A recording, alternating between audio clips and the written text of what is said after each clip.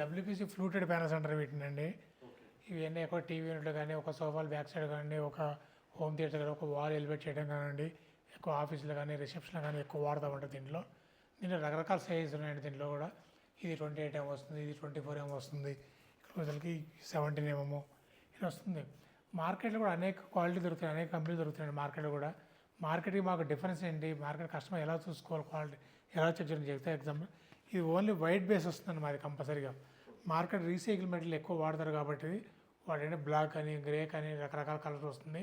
Pure white వస్తే pure original material అండి. Plus front కూడా అండి ఇది ఫిలిం వస్తుంది కదా, మా డబ్ల్యూపీ ఫిలిం. మార్కెట్లో పీవీసీ ఫిలిం దొరుకుతుంది, మెరుస్తూ ఉంటుంది, అది పీవీసీ ఫిలిం అండి.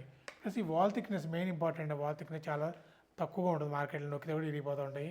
మేము దేమి ఎక్కి నొక్కి తొక్కినా కూడా ఏం కాదు. పైన నేను నుంచుని చూపిస్తాను దీని మీద మీదిగా నీకు. మా క్వాలిటీ చూడండి, ఏ మార్కెట్లో ఎవరు కూడా చూపిస్తారండి క్వాలిటీ. దాని మీద నుంచుని చూపించదు ఇది.